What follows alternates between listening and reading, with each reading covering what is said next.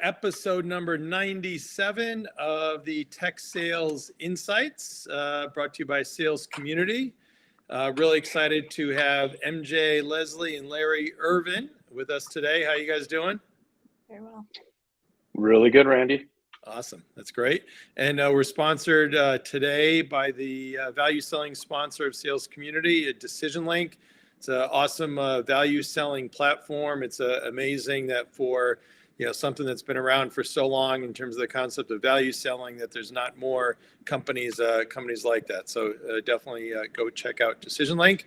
And for those that are members of Sales Community, thanks. For those that are not, you can go to salescommunity.com and there's at the top, it says, I think, summer free, and Tucker's in the midst of changing it to fall free, so then you can get a free membership. So our title topic today is, what is a CRO Anyway? We had some scheduling conflicts, so we were able to marry up MJ and Larry. So I think this should be a very cool episode for sure. So by way of background, MJ and I only, truthfully, I think just met this year through Steve McGraw when you're looking for some recruiting help. So, certainly know you've got a great background, and from our preparing for this, I think you've got a lot of great expertise. And interestingly enough, kind of MJ coming more from the marketing side, Larry more from the sales side. MJ does live in Halifax, Nova Scotia. So you for sure are our first person from Halifax. We've had some other Canadians, but first, did you say Nova Scotian? Yeah, Nova Scotian, East Coaster. There you go, East Coaster. There you go. And you might see on LinkedIn, she had a great post about her sister and friends helping her make some homemade taco tortillas. So it looked like a fun experience, and I assume the tequila bar is next. That's right. That's the stretch goal. There you go. All right. So drinking and eating, no surprise to any diehard Canadian. And on the other hand, Larry and I have known each other for a while, working together back in the days of Storage Tech and then Sun, and then a lot together at HP, and then went on, we overlapped a bit with Actifio, doing some things at Wabi, now doing Black Diamond Revenue Advisors. And Larry, I know firsthand, definitely has interest in eating and drinking as well, but also golf skiing and family, and lives in the Boston area in Bolton. So maybe we'll just jump right into it here. So maybe you each can tell us a little bit. I always like to highlight kind of what your first job was, and then maybe kind of take us through your career briefly. MJ, maybe you first. Yeah, sure. So I got bit by the startup bug very early on in my career. It was actually right out of school. I took a placement with a flyer of a tech startup company that went on to be actually Canada's, I think, largest healthcare IT exit. So I cut my teeth with them, but definitely got the bug and have since done, this will be my third, now my fourth, because it's my own startup, but I've done 3 successful ones, and most recently spent the last 7 years with LifeRaft, which is a security platform in the SaaS world, and have built that team and took over I was their chief growth officer, which is kind of another synonymous term for the revenue officer, and took them to the next level. And then just recently, as of yesterday, announced my newest venture, which is called Chapter 3. And it's a sales and consulting company for kind of early stage startup companies or mid-stage startup companies looking to figure out problems within their marketing or their sales operations teams. Awesome. And Larry, same to you, first job, and then go through your career. Yeah, absolutely. So first job was in tech by just dumb blind luck. I wrapped up my degree at University of Colorado, and my parents gave me the boot and said, time to go get a job and pay for yourself. And I ended up working at what was a computer products distributor at the time, selling to resellers that were integrating PCs back in the early 90s, right? So, phone, computer, phone book, and, 100 outbound dials and 5 hours of talk time every day, minimum, report on your desk the next morning. So, I sort of fell into tech and really enjoyed it. I love the challenge and that sort of thing, and just how fast it changes. And you just got to be a student in the game nonstop. So through the course of the last 3 decades or so since then, I've spent time in the computer or the software development tool space, got into the infrastructure side, and that's where Randy and I met. double back to HPE and worked with Randy a little bit there after he'd started his consulting. And then, got into the security space the last couple of years, which, the good news over the course of that stretch of time, I don't know that I would necessarily call it wisdom. My wife probably wouldn't let me call it wisdom, but experience that was gained turns out to be a little bit marketable. So I've been doing some consulting the past couple of years as well. Wow, awesome. And then MJ, your chapter 3 new consulting endeavor that just started, yesterday? Yeah, so I've been working with a few clients over the summer, but yesterday was the official launch, and we're ready to go publicly. So that was exciting. Oh, that's great. Maybe tell us more in terms of some of the things that you're doing. Yeah, so on the service area side, a lot of it, so my background's different than Larry's because I actually came from the communications side. So I was, my degree's in public relations. So communications is definitely my passion, and then went through marketing. Never thought I would be in sales, was pretty hard against it for a long time. And then with LifeRaft, that definitely consumed into an overarching group of marketing and sales and customer success and kind of all the things that encompass that.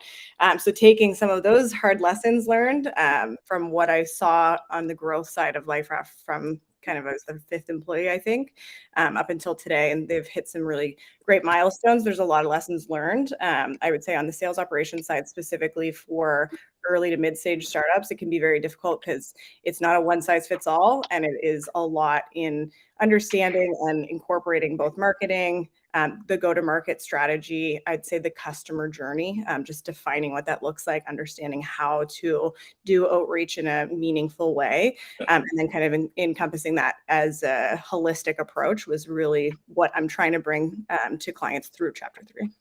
Oh, that's great. So from a lessons learned perspective, maybe highlight 2 things that you can share. So I would say from the biggest lesson is you have to pivot. Not making a decision quick enough can be very detrimental.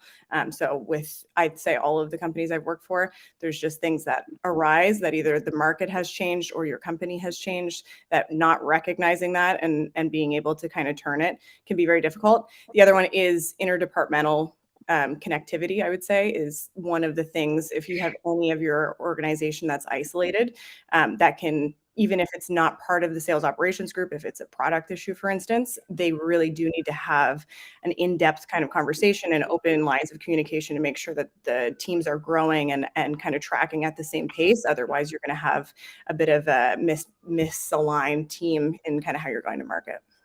Yeah, that's great. And I would imagine, I know you've got a good line card, so to speak, of things that you're doing, but my bet is you're going to quickly find the sales ops and rev ops is probably the one that's in the most demanding, because I think I see that's the one that's most kind of screwed up everywhere. Yeah, it does seem, and I'm not completely sure why, but even since yesterday, the overwhelming kind of response is definitely within that space. So I think there is a lot of options, not that the market is saturated necessarily, but there's a lot of options for marketing agencies or outsourcing some of that work, where with sales, because it's so internal and you have to understand both the customer and the company so in depth, that it does seem that the kind of sales operations umbrella seems to be an area where a lot of companies, especially on the earlier stage, need some assistance. That's great. And I'd encourage you and Larry as well, as we talk about your consulting, that they're within sales community, you probably got point of views on different topics or things that come up, that kind of posting anything to help with engagement, and then they see that's your name. You're not necessarily soliciting, but they'll say, hey, wow, had a good point of view, want to follow up. So might help you get more business as well. So now, Larry, you are doing Black Diamond Consulting. So you're focused more on the sales side, right? Yeah, exactly, Randy. And really sort of early stage tech companies, seed stage, A stage companies. And sort of the problem I see, and I think what MJ is doing around sales ops and rev ops is huge and super important.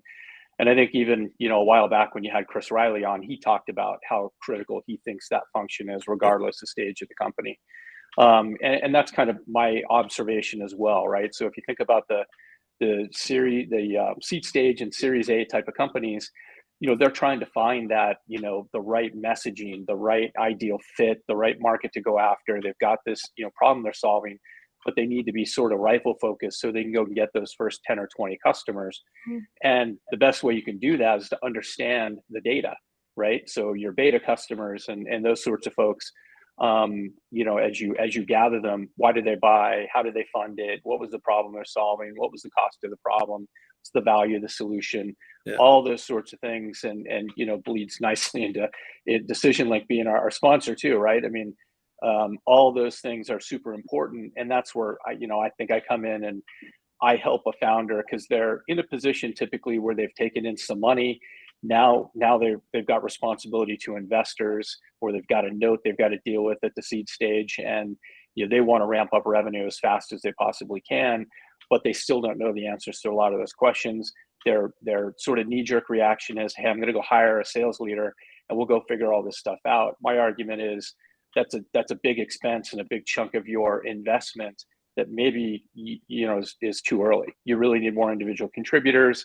You can have somebody like me come in and help you to structure some of your process and go to market and messaging and get focused and tooling and process and all those sorts of things, while you're out capturing those first initial customers, to set yourself up to really know what you need in terms of a profile for a sales leader. So a little bit of a stopgap between when they hit the market and when they're ready to really bring somebody in and formalize their go-to-market. Yeah, that's great. So it sounds like you guys are very complimentary. Maybe we'll have a Chapter 3 Black Diamond merger here. So moving on, we have our title topic is, what is a CRO anyway? So, MJ, how do you think of defining a CRO? Yeah, so I always say, and it was a kind of an ongoing joke, that like sales, we keep the lights on. So a CRO's job is to keep the lights on at the very kind of simplest form. And on the more macro, I would say it's everything from sales generation through to the processes that manage that, the different departments that are involved in generating or retaining some of that revenue. So anything that falls within that big, wide umbrella can be part of that. And I think that Larry and I were chatting kind of on what stage of that makes sense for a company, because if you only have 5 people, that's a pretty small umbrella. But as you grow, kind of just understanding and looking at what departments make sense in the revenue generation versus retainment kind of section, definitely define the CRO role. There you go. Sounds good, Larry. Anything you'd add or change to that? Yeah, I mean, I just the one thing I would add to that is, I think in the world of SaaS, right, and this is kind of the direction that most technology companies are going in. On-prem software is sort of slowly going away. Now you're really focused on not just acquiring customers, but retaining customers. And when I think about a CRO, I think about an umbrella that says, all right, everything that is revenue oriented, keeping and acquiring, it's important to be consistent in the look and the feel from the customer to the client, and that they've got that. You've got to remember that you're always selling. You've got a renewal coming up at some point and that sort of thing. And regardless if it's the sales team or it's customer success, everybody's got to kind of have that mindset, and having somebody at the top of that sort of pyramid to keep everybody focused and aligned, I think is super critical. Yeah. So Larry, thinking about the kind of stage of the company, right? So if you got a startup, may not be the right thing to have kind of a CRO. So how do you think about the kind of stage of a company relative to having a CRO versus a VP of sales versus just player coach? Yeah, I mean, I think as I sort of talked about a bit a minute ago, if you're a C-stage company, you got to be thinking everybody as an individual contributor, right? Everybody's in sales. Everybody's got to go out and find customers, land customers, drive deals. And you may have somebody that's called a VP of sales or a CRO, call them whatever you want. They're really out trying to acquire customers. And I think as you gain some repeatability and you get into that spot where you're like, all right, I think we've got enough here that we can get out of startup and maybe early stages of scale and Series A, and maybe even getting into Series B. You start getting into that. All right, we need to have a structure, right? And we need to have separate disciplines within marketing, within sales, within customer success. That consistent, sort of look and feel, I think, is key. But too early stage, you're creating layers and structure that creates inefficiency when you can least afford inefficiency. So to me, as you scale, it becomes more and more important. And then you get to a point maybe where, you're of a size that maybe those pieces have to start breaking apart. And then the last thought I guess I would add there is less stage oriented and, sort of who's on the bus oriented. Because sometimes you have founders that come into the company and they've got somebody they love for marketing and they're one of the first hires, or customer success and they're one of the first hires. You kind of have to take that into account organizationally and culturally. How's it going to work? Is a CMO going to want to roll into a CRO if they've got a lot of experience? Maybe not. Gotcha. MJ, anything to add? Yeah, I think he's spot on with on two things, and what Larry's doing on the consulting side, I think plays well into this. Is when you're that early and you're still trying to kind of prove out the market, having somebody that can be tactical and actually do, get their hands dirty and help build that book of business is very different than when you're moving into a larger stage and have built kind of a recurring business book. And where I have seen both personally within the organizations I've worked for and now who I'm working for, the SaaS companies I'm working with on the sales ops side, there does seem to be kind of a tipping point when you have a solid, and now, often it's much larger reoccurring book of business than the net new side. That's where things get a little bit tricky. And there's that old adage of like models are great, but they're usually wrong. And that is, I think, where kind of pivoting and assessing when you get to certain stages or when you're hitting certain revenue lines, that you have to look at what does this team look like now and who's responsible for how much of what side of the revenue, and does it make sense, maybe not on a C-suite level, but does it make sense to bring in a VP level that can look after one side or the other so that they still are collective and working towards the same goal, but have very different mandates. Yeah. And so MJ, there's always a ongoing debate these days about should a CMO report into CRO? And I think the de facto understanding is that, okay, well, the CRO would be kind of who would be the VP of sales. So coming from the marketing side, I expect you have some points of view on that. Yeah, it's a tricky one for me because, I moved up the ranks in sales, but was very much traditionally a marketing person. And I always owned the marketing department first and then took on sales as a function of that. So for us, it was really useful because it allowed me to dovetail what marketing and sales were doing. And I think everybody knows when those two are working together, that's when kind of magic happens and it gets accelerated. So from my perspective, it was a huge benefit to have what I guess I could have been a CMO that turned to CRO, but where I really lacked and had to build the team to balance that was because I wasn't kind of a traditional and my background wasn't in sales. I did have to have really good, strong middle management and senior management that understood the kind of cogs and wheels that go into the metrics and all of the things that Larry was kind of alluding to at the beginning of this session. Because without that and without the data and understanding what to do with it, it affected all kinds of departments because marketing and success was under that umbrella too. Totally. And for those that are watching along, I should have said before, so you can see us or hear us. We cannot see you, but through this great LinkedIn Live, you can post any questions or comments or anything that you want as well for MJ or Larry or me for that matter. So Larry, how do you think about the kind of from a specific title perspective these days, EVP, SVP, VP, XYZ? I don't know if it really matters as much anymore. Do you have any point of view? I definitely do. It's interesting to watch. Titles almost seem to be negotiated as you come into the company. And somebody wants to make LinkedIn look a little better, so they negotiate an EVP title, and and you can be called whatever you want, right? If you're looking for the next gig, they're going to figure out pretty quickly what your span of responsibility was and what was it really.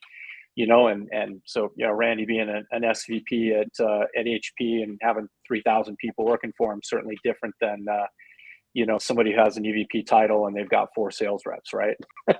So, I don't know how much it means anymore, but I think, and it just keeps getting escalated. CRO, now if I want the next step, maybe I'm a president.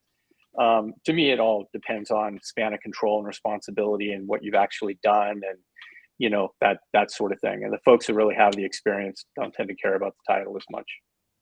No. MJ, anything to add to that? Yeah, no, I think that's spot on. Other than just the self-realization of, and depending on the size of the company, there's a big difference between kind of a strategic leader and a tactical leader. So if you are going to be kind of the high-level strategy person, then you do need other folks that can help execute on that strategy. Yep, totally.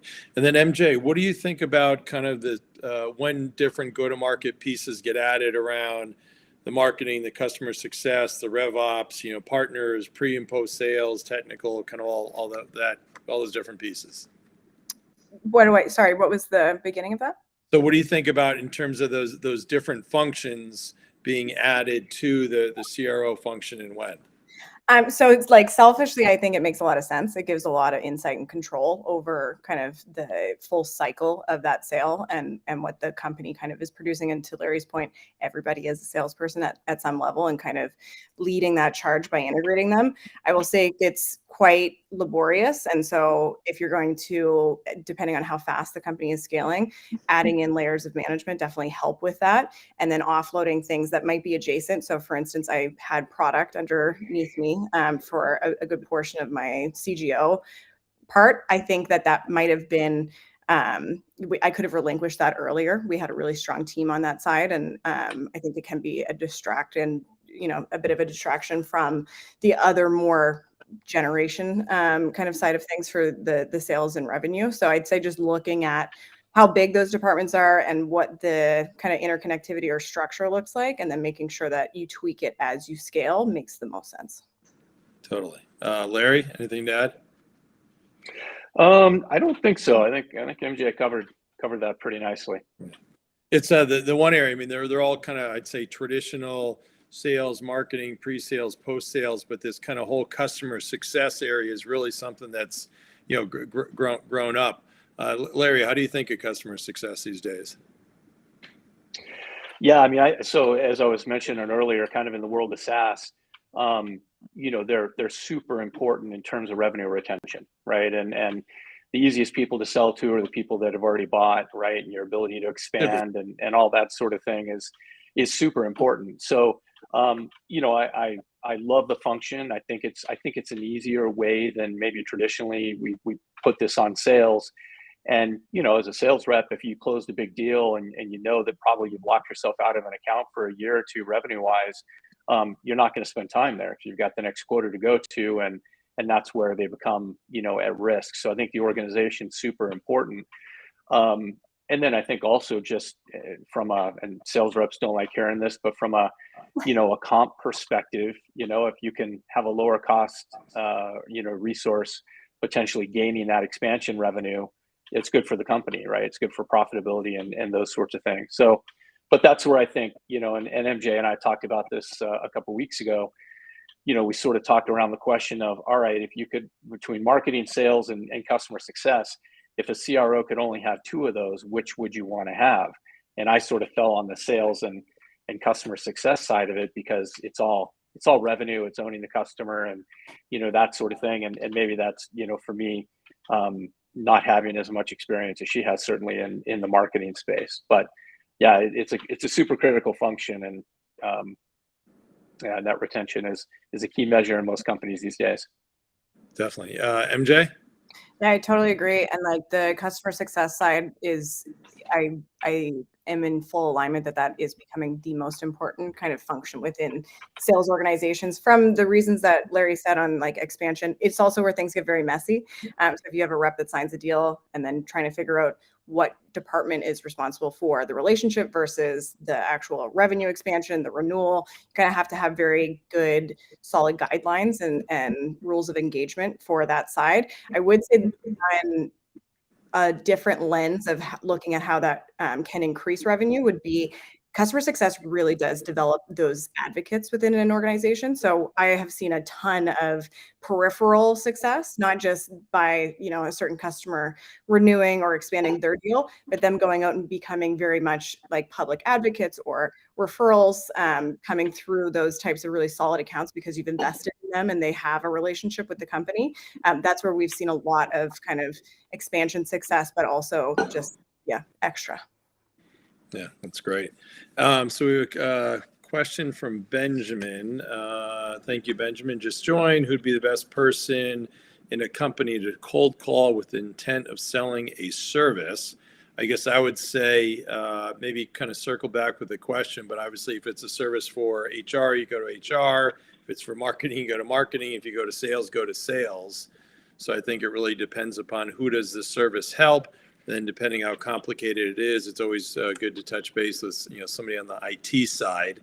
MJ or Larry, do you see anything different with that question?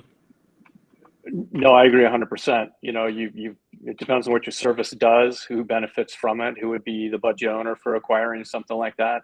Kind of the good old medic questions that you should always be thinking about. Yeah, totally. So Benjamin, feel free to circle back.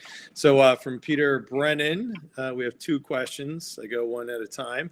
Thanks, Peter. When hiring sales reps, how important is SaaS experience versus domain knowledge and/or client relationships? Awesome question, and totally fine if you guys disagree. MJ? Yeah, so actually with my most recent venture with LifeWrap, we didn't hire a ton of traditional sales reps at all, let alone SaaS experienced sales reps, because our approach to the market and what we were selling was just a little bit different, and we wanted to kind of roll it out in a very managed way. So I have found a lot of success in hiring people without traditional or SaaS experience for a sales rep role.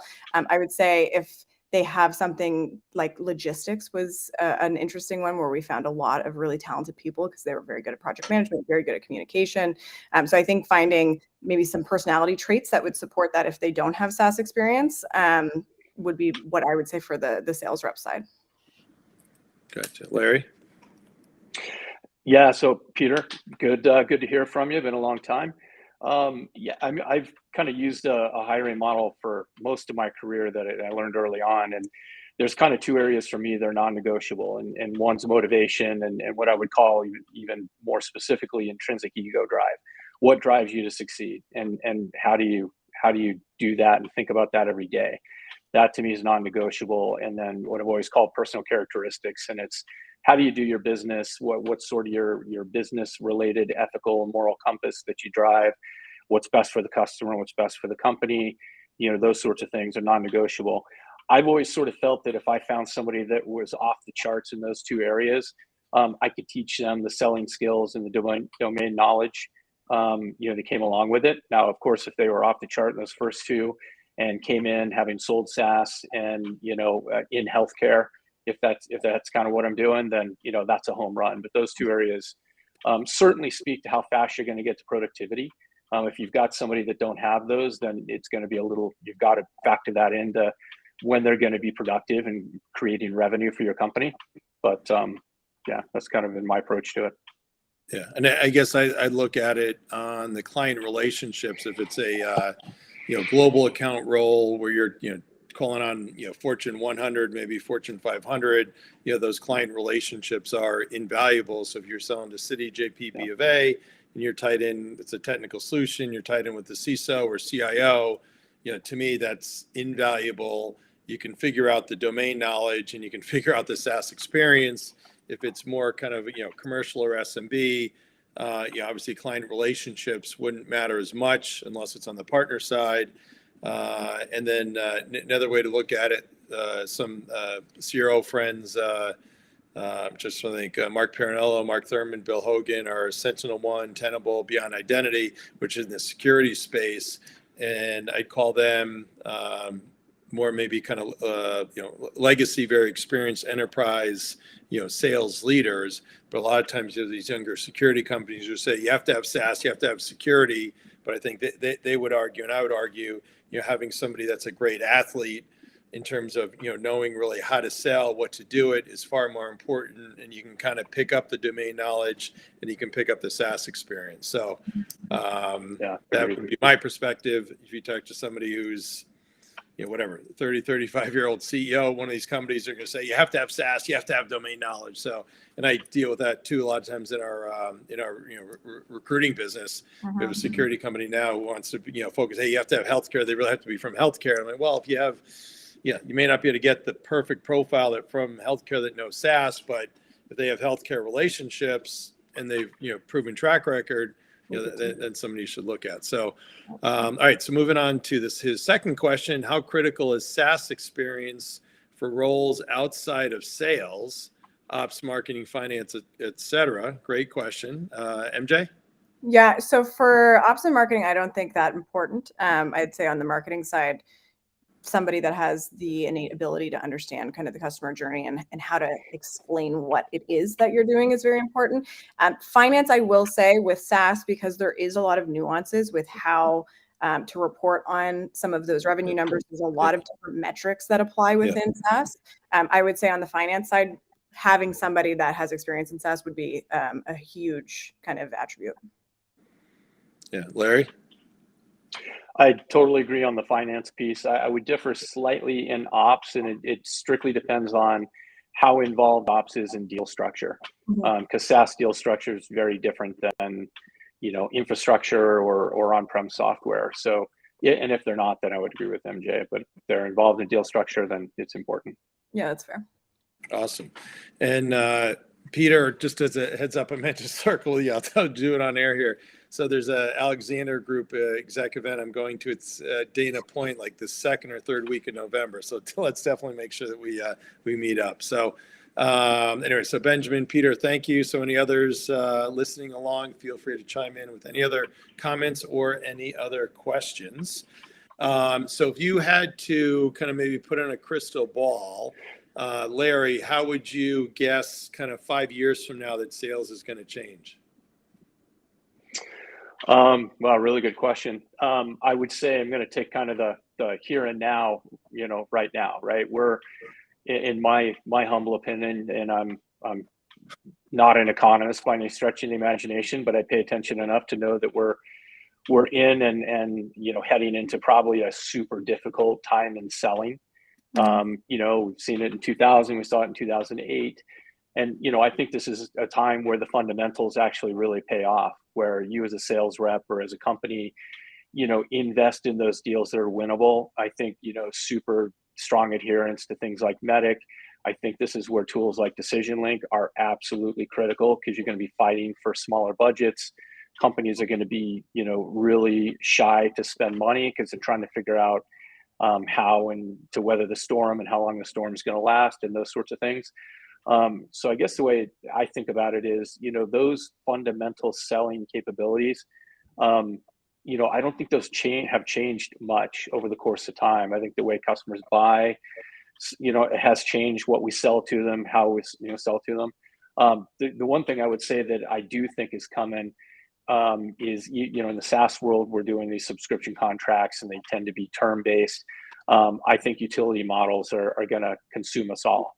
And it's going to be based on how much of your service am I using, and whether people like it or not. I think it's coming. So I think we have to be prepared for that and understand what that means. And I think, back to our discussion around customer success, that organization becomes even that much more important, right? Because now you're really selling month to month versus, even just, hey, we got a renewal coming in 3 years. So my 2 cents, we'll see. Definitely. And it's interesting. Some of the companies I deal with now, it's, age old, the reps say, oh, the deals are pushing. But, a lot of the basics that you just went through, I mean, those are just, kind of tried and true. And for lack of better words, I'd say I think sales is, in a lot of companies, is just turning into being sloppy. I do a weekly post. It might be old school, but it's like every time it's not rocket science, right? But it's like, how can you not be on a call and book the next follow-up call? How do you not do a prompt recap note? How do you not have an agenda? These are just all, it's like the selling the product, is kind of the, should be the hard thing, but many times the hard thing is, okay, just do all the basic stuff that has been around forever. Crazy. Yeah, anyway. Agreed. So MJ, what about you? If you had to put your look in your crystal ball, what would you say how sales is going to change? Yeah, I think I agree with both of you on parts of that. For the customer success side, I completely agree. And even if the market doesn't fully switch to a utility model, I think Larry's absolutely right in that the philosophy of that and like the desire of having that from the customer side is always going to continue to exist. And justifying the spend is going to be more difficult even on a renewal side if the relationship is strong. So what I've been kind of looking at with a few of the companies I'm working with right now actually is while they're projecting out their hiring plans and their targets for the next couple of years, a lot of, and I think this is a mistake a lot of smaller companies make, is they think more reps equal more revenue, and that's not necessarily the kind of one-to-one ratio. So I think if you have really good reps, and to your point, Randy, where things are getting sloppy, if you can find the ones that are really good and elevate them while then investing heavier on the headcount in customer success to help kind of balance that weight of existing book of business, that's where I see kind of successful companies moving to. No, great. And, Larry, I think you already touched on or covered it, but anything else you'd add to the importance of value selling? No, I mean, to me, it's just core and fundamental to the selling period. And, as I work with early stage companies, that's the first thing I hit them on is, all right, you've identified a problem. Well, what's the cost of the problem? What's the value of solving the problem? All those sorts of things. And if you can't articulate that, you're going to struggle to get deals closed. So that's where I really ask them to spend a lot of time in that area. So I think it's super important. Great.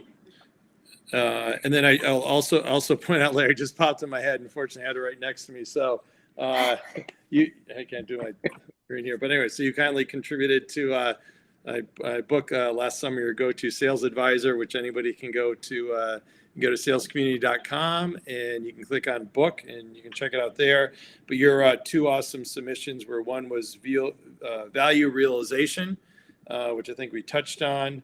And then another good one is around team building, analyzing candidates during the interview process. So anything you want to comment about that? Yeah, I touched on that a little bit around Peter's question, sort of the four areas that I think about and I evaluate on, some being negotiable, some being, non-negotiable. So that's kind of the same thing. The one, I guess, additional point I'd add on the value realization thing is, Decision Link, right, or tools like that are going to help you kind of build that business case. Value realization is kind of the backward looking for those add-on sales to say, we told you we're going to save you X, we saved you 2X. See how great we are, and hey, let's go do some more. Yeah. Great. So a question from Terry. Just joined. Thank you, Terry. Congrats on your MBA. At what point in their fast growth should a successful U.S. SaaS startup look at exporting to new markets such as Canada or EMEA, in your opinion? I'm going to chime in first because I've seen the bad side of this, which is the CEOs always think, oh, I got to expand, but a bunch of examples I can think of, but we had one Giant Loop or US, we're doing well, okay, we got to go over to London, right? So you go London, but then in pursuit of deals, the resource and the time and constraints and everything else. So I'd almost say wherever you're based, kind of start there, get great penetration in with the customers that are there, and then expand. Don't be in any huge rush to get to Canada or get to EMEA until you have the product market fit, until you have the process, until you have the scalability. So those are some of my thoughts. MJ, any different opinions or anything to add? Yeah, I would say also like having the market dictate some of that where the need is. So for LifeRaft, my most recent venture, we are a Canadian company, but we did 90% of our business in the US. So just even understanding how to sell. So I'll give kind of a funny example. When we first started selling, our reps were very Canadian. So they were very conservative, I would say, in how they did reach outs, how they interacted with customers or prospects. And we really had to change that and be more kind of American and more outward in how we were dealing with the market. On the flip side of that, if you're looking to enter a market like Canada, it is kind of just understanding the audience and how you speak to them or how you approach them does need to align with how they do business. And I'd say even more so on the European side for all the reasons you just listed, Randy. Each of those kind of countries is a very different culture. It's a different set of regulations, different structure in how they buy things. So understanding the market and what barriers there might be, what the exchange and kind of currency impact is going to be when you're looking at how you're going to enter them or what you think the ROI is in that market is really important, in my opinion. Yeah, and when I was thinking back too, when I in my EMC days in the fall of 1985, I got parachuted over to London, and they said, "Okay, you're going to sell all over Europe, right?" So I go through the French stuff and the German stuff. I'm like, "This isn't going to work," especially back then. I'm like, okay, I'm just going to focus in England.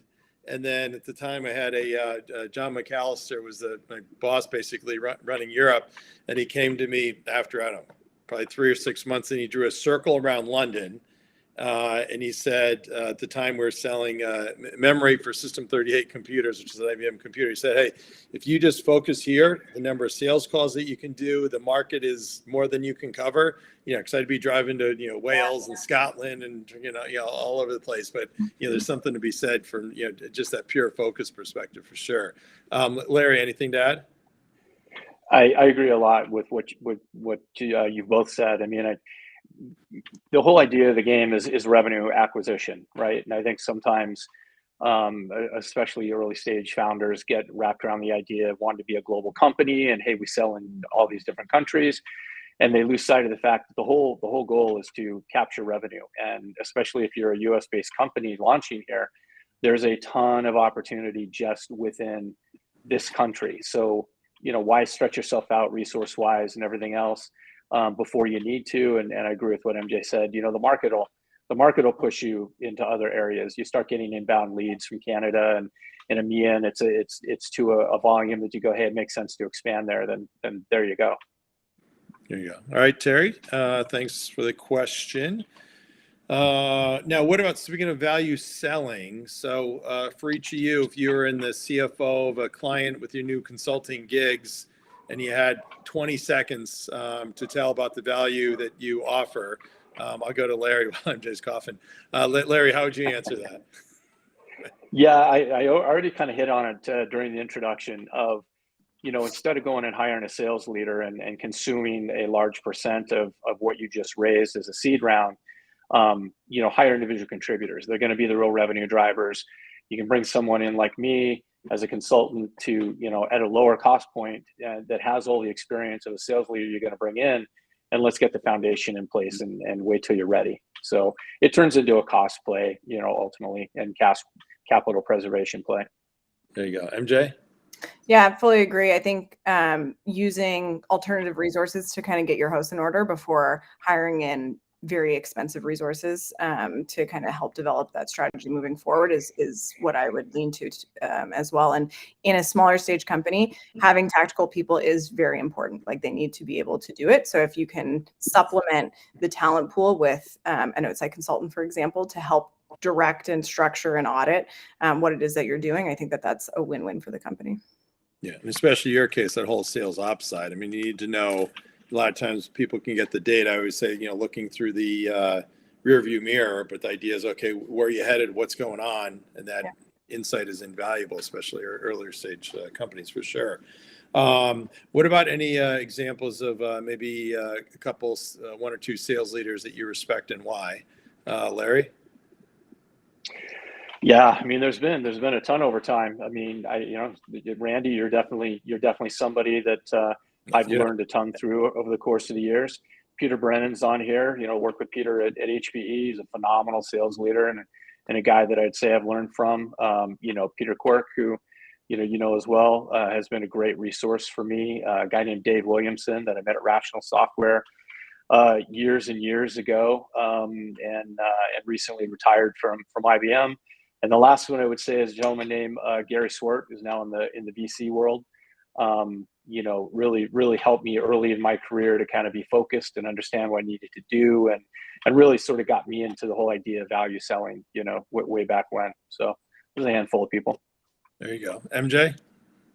So I would say I actually found a bunch in one company. So just by fortune, I was working very closely with Securitas as an organization, and some of their regional presidents and how they treat clients, and like Dwayne Goldsby is one that comes to mind, really helped structure kind of my thoughts around how to treat clients, but also what it means to have things switch or change, and what your roster of people should look like. From like a macro view, I'd say they're not traditional salespeople. Rand Fishkin is one person that I kind of look up to and read his blogs quite regularly. And then Ryan Walsh, who I think he's the CEO of RepView. On his LinkedIn, he actually has like recovering CRO. So I think he's gone through a lot of the player coach side and understands that. And it comes, I think his LinkedIn is hilarious, but his kind of insights on sales reps is very appropriate. Awesome. So with sales, we talked about rev ops, but I think we definitely got to talk about some of the tools. So MJ, I think you're kind of biased. Some of your favorites are ZoomInfo and Salesforce. Yeah, I mean, Salesforce, I think as long as it's a good CRM that's tooled correctly, that could be whatever you need it to be. In my experience, it has been Salesforce. I've also seen that executed very poorly, and it's kind of a reflection of that. So I think whatever kind of CRM you're going for, as long as everything is like super clean and cut and making sure that those definitions and stages are well understood across departments. It is wild how infrequent marketing people are either in Salesforce or understand some of the stages of a CRM. So I think connecting those within the group helps optimize the tools. And then ZoomInfo, I'd say through the pandemic and going into whatever the next stage of kind of society is, ZoomInfo, knowing who you're going after and what is the value to sell to them becomes really important. So the more intel that you can gather on the individual that you're trying to connect with is kind of why I like ZoomInfo. Great. And Larry, I think you've already covered off decision links, so maybe talk about Gong and Outreach as some of your favorites. Yeah, absolutely. I think, what I'm always thinking about is, and MJ talked about this of, hey, let's go hire a bunch of salespeople and hope it all works out well. I've always been more focused on the idea of, productivity and sales rep productivity, and that spans over into the SDI world as well. So, around the whole enablement function and tools that help you to get smarter, faster. And I think Gong, is one of those sorts of tools, and sort of the recording and coaching, and Outreach is another one that I think is super, super valuable. But to me, that's, any tool that helps you do that. I think I struggle more with the idea, we didn't used to have a ton of tools back in the day. Now there's a whole market of tools, and it's, you can go overboard as well. So I think finding the right balance is key. Yeah, and I think that plays very much into what we've been talking about is you're going to do a needs assessment at the end of the year on what that tech stack is and renew based on whatever the value or the utility that you're getting out of it. So I think it's a bit of a full circle. Yeah, 100%.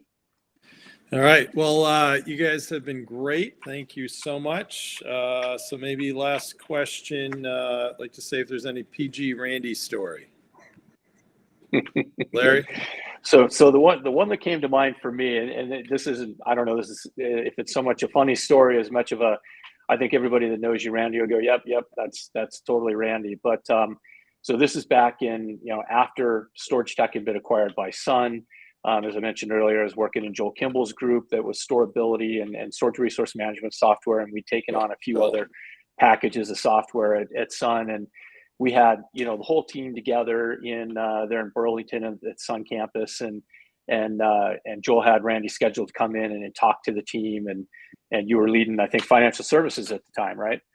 Probably, yeah. Just kind of talk about a little bit about value selling and how can we do better with what we were doing on the software side. And you'd had your knee scoped, I think, the day before, and Randy came in, and he made the commitment, and boy, he showed up, and he may have had a Vicodin or two, flowing through the system to keep the pain low, but it was a good session. It was focused, and everybody enjoyed it and learned a ton. And to me, that was just more of a, hey, Randy made a commitment, and knee surgery or not, he was there. So that's my Randy story. I remember. Thanks. As long as I didn't say anything inappropriate. So then MJ, not that I recall.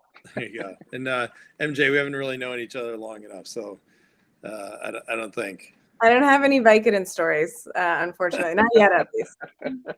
There you go.